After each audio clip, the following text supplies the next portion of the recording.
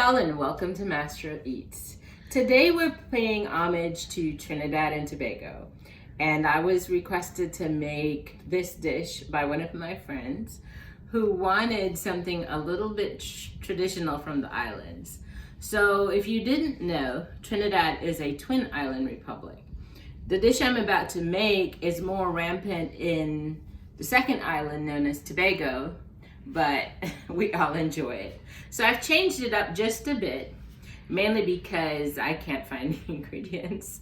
So we are making a curried lobster with dumplings, and the dumplings are gonna be cornmeal and flour dumplings mixed, and it's gonna be cooked in a coconut milk. So let's get started.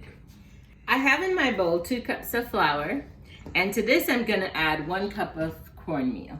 So it's not gonna be as heavy as if you were just making a cornmeal dumpling. It's gonna have a good half and half mix. To this I'm gonna add a teaspoon of salt because we wanna season everything.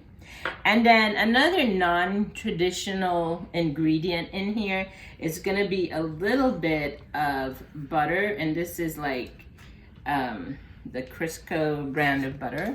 And I'm gonna put 2 tablespoonfuls in here. This will make your dumpling a little bit lighter and fluffier. And I'm going to get this incorporated using the most important utensil. The hands. Right, I'm gonna kind of break that up and mix it up together in here. And then the only other ingredient for this part is gonna be H2O. So I have about a cup of water here. Now you never know how much you really need. So I'm just gonna mix it and see how it goes. So Junior, what's up? You have any exciting dumpling stories to tell us while I get this mixed all in and incorporated? Well, it's not necessarily just one story, but it's like just over time, like my experience making dumplings. I said it about the cornbread. It is one of my favorites. I do love me some good dumplings, and mainly my experience is with my grandfather. So he loves his soup. That's one thing I definitely know about your dad, my grandfather. And normally when I was younger, maybe around 7, 8 years old, I would be in the kitchen with him when I was over there. And when he would make his soup, I typically came in and helped with the process that you're doing now. And I would help shape the dumplings. And sometimes we would just, make them bite-sized. Sometimes we would make like circles and squares with it. Shapes, yeah. So we just like to have fun. That was kind of our thing when I was younger. And even from time to time, like if he's down, if I'm there, I'll help him still do it to this day. So you see how this is coming together nicely? I probably used about half a cup of water. I'll do a little bit more. That should do it. It's a beautiful dish, by the way, with the water. Oh, thanks. I actually got that as a present. It's from Italy. Nice. All right, so this is where I'm gonna kind of knead it in, and I'm gonna use my wrist here to do this as I combine it. Check out the technique, guys. All right, so you see there's still flour around here, so I'm just gonna add a little bit, drop more of water. So do you have any dumpling experiences that just, stick out? Well, I realized growing up that dumplings can be standalone. It doesn't necessarily just have to go into a soup, and we make a lot of things here with the same process, like gnocchi, right. Or even pierogies, things like that. We kind of use a similar process. So even when we make like the Japanese or Chinese dumplings, right. Steamed dumplings, we can use a similar dough to do that. So this is all nice and incorporated, and I'm just gonna let it rest for a little bit while I get the other accoutrements ready, and I'll show you how I put the dumplings together. We'll be right back. Okay, so we have our aromatics ready here. I already cut it up for the dumplings. I know, this is so unusual, right? So on our plate, we have some thyme from the garden, some chopped up garlic, about 3 cloves. This is a habanero pepper, so this is pretty hot. I haven't cut it up, I'm leaving it whole. I have 1 Vidalia onion because we put Vidalia onions in everything. And these are some pimento peppers. To be honest with you, this is for color. This is someone that's coming to the party that it's all about the outfit and has no content whatsoever. Dang, so the It's just in a drip, pretty so the drip is a 10, but the personality is a 0. zero, right?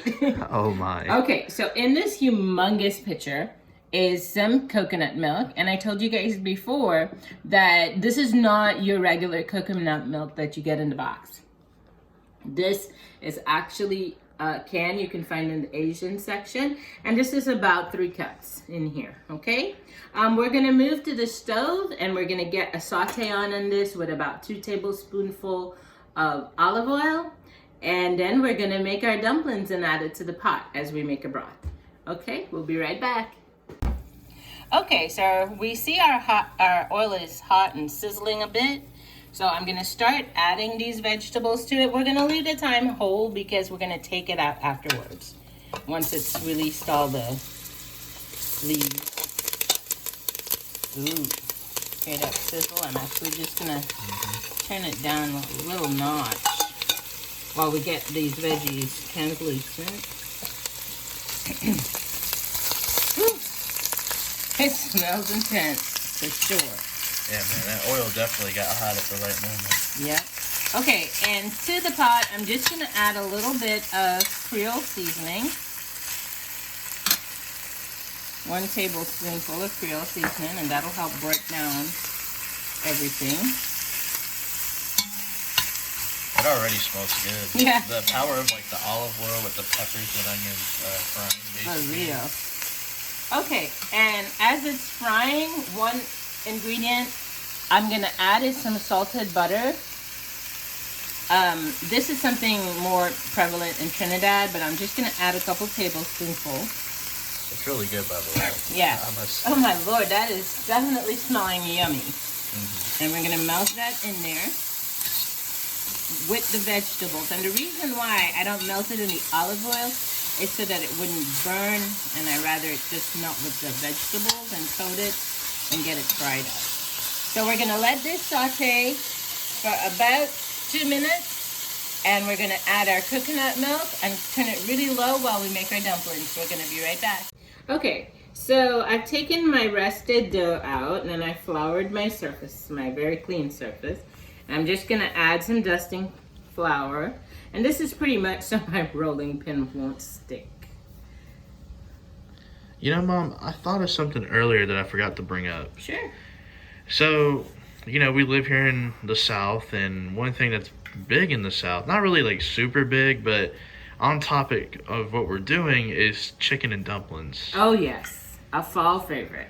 So I guess we might have to mess around and do our spin on it, do our variation of it. Oh yeah. We bring in a lot of Trinidad flavors with the chicken and dumplings. Unfortunately, the one that they have here is a little bland. Yeah, So, no offense, y'all, but no offense, I love living in Georgia. I love the people here. me too. You know, my Georgian friends are the best. Right. And the chicken and dumplings, though, people. Come on. And the weather. And I mean, it's pretty much like just guess whether or not it's gonna rain or if it's gonna be humid. Right.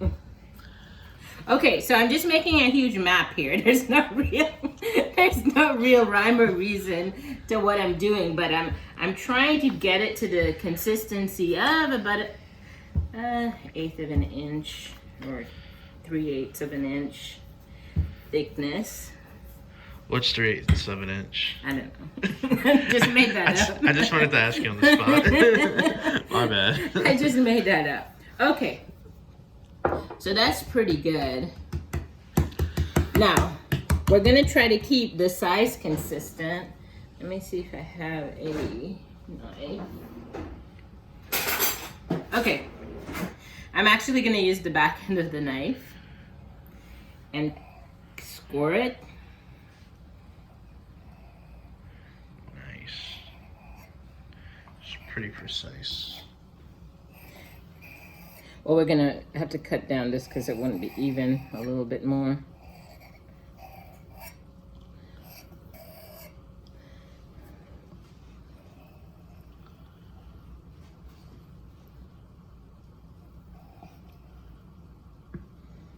Okay, look at that.